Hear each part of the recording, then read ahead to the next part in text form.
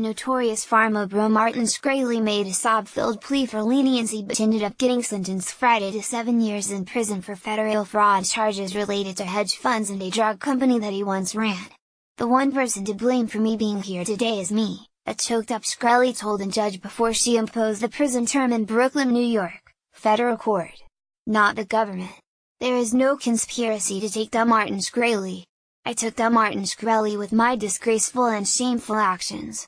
This is my fault.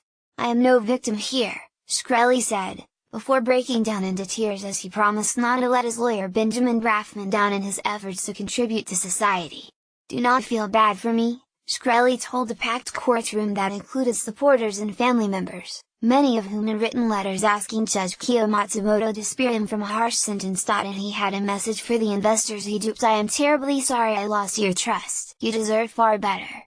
I was never motivated by money," Shkreli said. "I wanted to grow my stature and my reputation.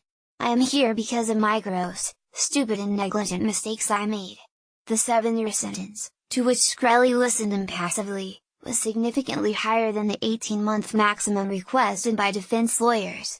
"He has the potential to do good," Brafman argued, citing Shkreli's intellectual brilliance and altruism toward others less fortunate than himself.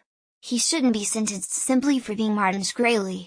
While Brafman did not get what he wanted, the sentence was also less than half the minimum 15-year term that prosecutors said they wanted Friday from Matsumoto. "We do believe the public needs to be protected from Mr. Shkreli," Assistant U.S. Attorney Jacqueline Kasoulis told Matsumoto while arguing for that stiff term. "We do believe, Your Honor, that he is dangerous," Kasoulis said. Matsumoto said she had struggled over what to give Shkreli as a sentence.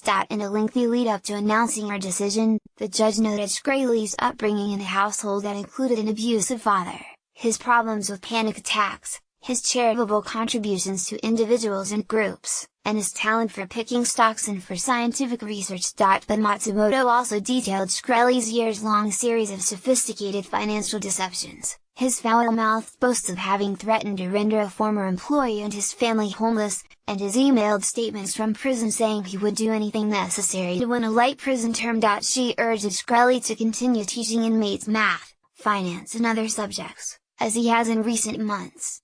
"I wish you well, Mr. Shkreli," Matsumoto said.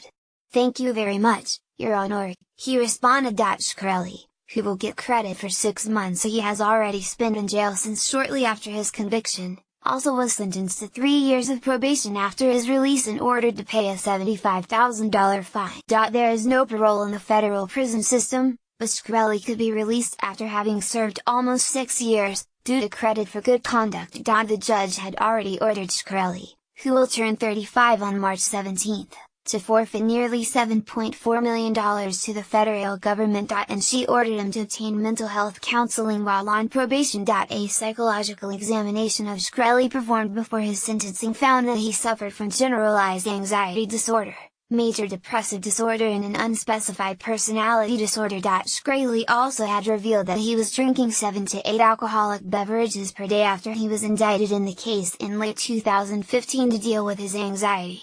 He called that toxic behavior, the judge noted. After his release into probation, Shkreli will be barred from holding a majority stake in a company, as well as an executive position or directorship of a company. "I think it's hard to claim victory when someone like Martin Shkreli is going to jail, but if you're asking me, if it could have been a lot worse, absolutely," Brafman said outside of court. "The government didn't get what they wanted. We didn't get what we wanted, either," Brafman said. "This is a good judge who I think spent a great deal of time trying to examine the facts and all of the letters that were written on behalf of Mr. Shkreli, and she made her decision and we all have to live with it." He also said, "Martin is fine." The 3-hour sentencing hearing came 2.5 years after Shkreli attracted widespread negative media attention for his decision to hike the price of a drug by 5,500% at Turing Pharmaceuticals, another company he founded. But Shkreli's sentencing was not connected to that pricing of the anti-parasite medication Daraprim. It also wasn't related to his social media trolling of adversaries, who have included Hillary Clinton, members of the hip-hop group Wu-Tang Clan and journalists. "I want to reiterate something.